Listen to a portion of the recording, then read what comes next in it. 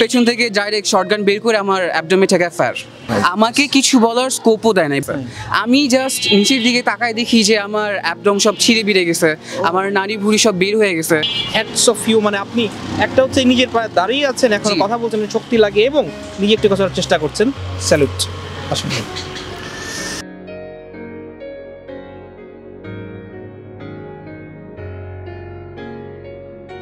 দাঁড়িয়ে আছি উত্তরা 7 নম্বর সেক্টর 28 নম্বর রোডে, কিন্তু তার চেয়ে ইম্পর্টেন্ট হচ্ছে যার সাথে দাঁড়িয়ে আছি। আমরা দাঁড়িয়ে আছি রাতুলের সাথে। রাতুল একজন সৈনিক, একজন গর্বিত ছাত্র জনতার অংশ, এবং রাতুল জুলাই গণঅভ্যুত্থানের একজন রক্ত ঝরানো গর্বিত সৈনিক। আমরা রাতুলের কাছেই সরাসরি চলে যাই। রাতুল, আপনি কেমন আছেন? জি ভাই, আলহামদুলিল্লাহ, আগের থেকে একটু ভালো। আগের থেকে ভালো আছেন। আমরা দেখেছি আপনার যে ঘটনাটা, সেটার ফুটেজ দেখেছি, ছবি দেখেছি। আমরা সরাসরি চলে যাই 19 জুলাই। কি ঘটেছিল আসলে সেই দিন? ভাইয়া, 19 জুলাই আমি যাই মোটামুটি ফার্স্ট ইয়ার দিতে। আমি হচ্ছি মানে ইন্টারমিডিয়েট স্টুডেন্ট, আমার ভার্সিটি লাইফ পড়ে আছে, আমার বাকি কেরিয়ার লাইফ পড়ে আছে, বাট আমার ভেতরে একটা হিউম্যানিটি জাগছে যে না, ওদের পাশে দাঁড়ানো যায়, কিভাবে দাঁড়ানো যায়। তো আমি আমার ইকুইপমেন্ট নিয়ে চলে যাই উত্তরাতে ফার্স্ট এড দেওয়ার জন্য। ওরা ভাবছে হয়তো বা আমরা ওই দিনের মূল ইন্ধনকারী, তো আমাদেরকে টার্গেট করা হয় আর কি। ওদিন ছিল শুক্রবার, জুমার নামাজে যাই, নামাজ পড়ে বের হই, তখনও স্টিল ফায়ারিং চলতেছে। তো আমি মসজিদ থেকে বের হয়ে তাদেরকে দূর থেকে রিকোয়েস্ট করতেছিলাম যে আজানের টাইম, নামাজ পড়তেছে সবাই, নামাজ শেষ বের হবে, এখন কেন ফায়ারিং করতেছেন, তাদের সাথে কথা বলতে। তো তখনও তারা স্ল্যাং ফায়ারিং কন্টিনিউয়াসলি করতেছে। তো হঠাৎ করে তাদের টিম থেকে 2জন পুলিশ দৌড়ে আসে আমার দিকে যে আমাকে দেখে নিবে, দূর থেকে বলতেছে তুই শর্ট, তোরে দেখে নিবে, এরকম ব্যাপার। তো 2জন আসার পর ডিরেক্ট আমার কোমরে বেল্ট ধরে ধাক্কাধাক্কি করতেছে যে সাইডে চলো, তোমার সাথে কথা আছে। পেছন থেকে ডাইরেক্ট শটগান বের করে আমার অ্যাবডোমে ঠেকায় ফায়ার। শটগান বের করে গুলি করলো একদম, মানে আপনাদের যেই ফুটেজটা আর কি দেখা যায় গণমাধ্যমে স্প্রেড হয়েছে, তো দেখা যাচ্ছে যে পিছনের একজন পুলিশের হাতে একটা শটগান মানে আমার কাছ থেকে লুকায় রাখছে। তো হঠাৎ করে বের করে ডাইরেক্ট ফায়ার। আমাকে কিছু বলার স্কোপও দেয় নাই, বা আমি কে, বা পথযাত্রী কিনা, বা সাধারণ মানুষ কিনা, তাদের কোনো দেখার বিষয় নেই। সরাসরি কিন্তু তাকে গুলি করা হয়। আমি জাস্ট জানতে চাচ্ছি, গুলি যখন করে, আমি জাস্ট চোখের সামনে দেখতেছি আপনি গুলি করছে, তখন আমাকে একটা ফোর্সফুল একটা ধাক্কা লাগে। আমি তখন বুঝতে পারিনি যে ব্যাপারটা হলো কি। তো হঠাৎ করে দেখি কি তারা দৌড় দিয়ে তাদের টিমে চলে গেছে। আমি জাস্ট নিচের দিকে তাকায় দেখি যে আমার অ্যাবডোম সব ছিঁড়ে বিড়ে গেছে, আমার নাড়ি ভুঁড়ি সব বের হয়ে গেছে। আমি নিজের হাতে ব্লাডগুলো সরায়া মানে সব কিছু গ্যাদার করার ট্রাই করতেছি। মেডিকেলে যখন গেলেন আপনাকে ওরা ভর্তি করলো কিনা? মেডিকেল নিতে তো ধরতে গেলে একটা ছোটোখাটো সংগ্রাম হয়ে গেছে। বললাম প্রত্যেকটা মোড়ে পুলিশ প্রশাসন আমাকে নিতে দিবে না, পারে না, তারা ওইখানে আমাকে মেরে ফেলতে।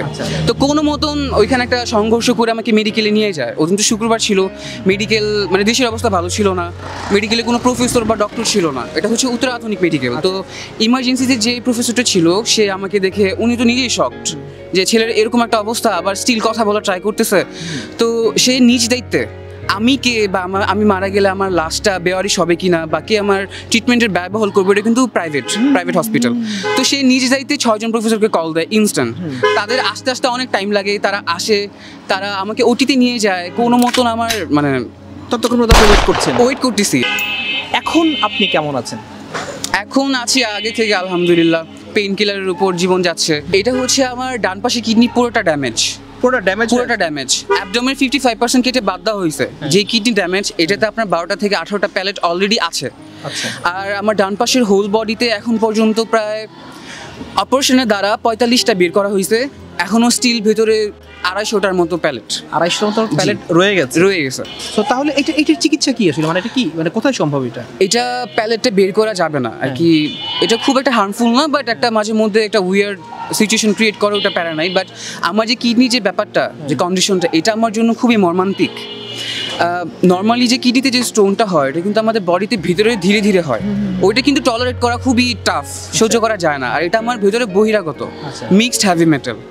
আমি আপনাকে একেবারেই দাঁড় করে রাখতে যাচ্ছি না। আমি জাস্ট একটা জিনিস জানতে চাই, বর্তমানে সরকার তো ছাত্র জনতার সরকার, আমরা জানি।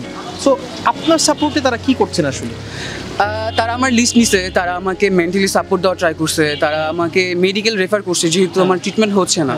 তো তারা আমাকে সিএমএইচ রেফার করছিল, ওইখানে যাওয়ার পর আমার চিকিৎসা এখানে করার ট্রাই করা হয়, মানে যতটুকু যা করা যায়। বাট আমার এমন একটা কন্ডিশন মানে কিডনির, এটা তাদের জন্য করারও রিস্ক, আমার লাইফ রিস্কটা বেড়ে যাবে। দেশের বাইরে যেতে হবে তাহলে?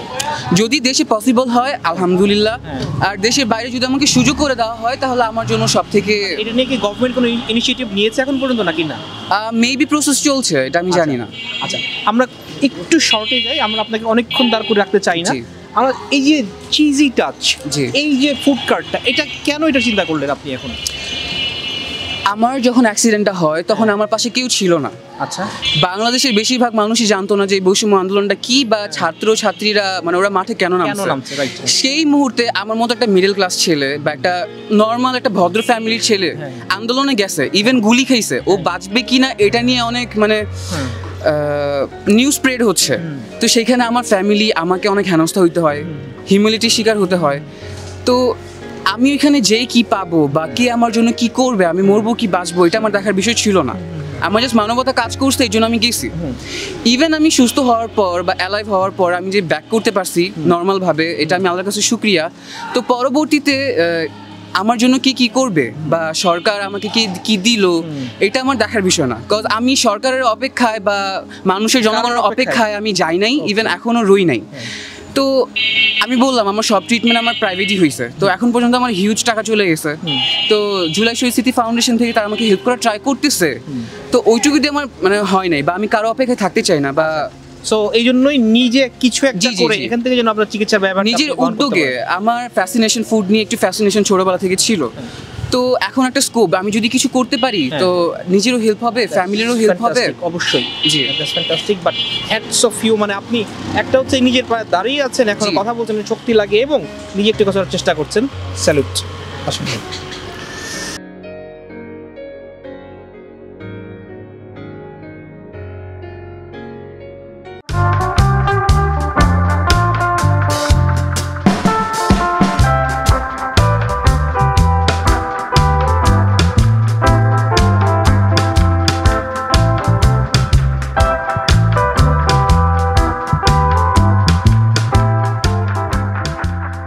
খাবার আছে 3 ধরনের, একটা হচ্ছে মিট বক্স, আমরা নিচে সিগনেচার মিট বক্স, এটার দাম হচ্ছে 110 টাকা। উইংসটা আজকে শেষ। বার্গার আমরা নিচে চিকেন চিজ বার্গার 120 টাকা। আর স্যান্ডউইচটা আজকে নাই, হটডগ আছে, ওদের হটডগ হচ্ছে একটা, এটার দাম হচ্ছে 60 টাকা। সো মোটামুটি খাবার এগুলোই। আমরা এই যে মিট বক্স, এটা মনে হচ্ছে বেশ সসি এবং স্পাইসি মনে হচ্ছে, ট্রাই করে দেখা যাক।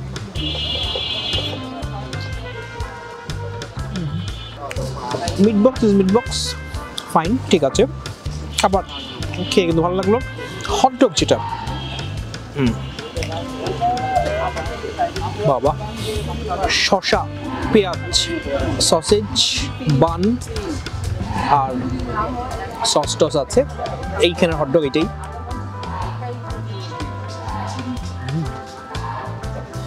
আমরা লাস্টে যাচ্ছি বার্গারের দিকে, চিজ বার্গার।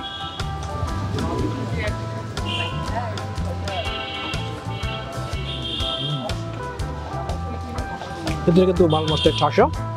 তো আজকে যে ঘটনা শুনলাম, খাবারটা আসলে কখনোই মুখ্য ছিল না, কিন্তু যদি খাবারের কথা আপনি আসেন, খাবারটা কিন্তু আমাদের কাছে খারাপ লাগে নাই, ভালো লেগেছে। খাইদাই.com এর কাছে আজকে যে আবহাওয়াটা এবং সেই সাথে সবকিছু মিলিয়ে এটা কিন্তু পাবে হচ্ছে 10-এ 10। দর্শক, এটাই আজকের শো।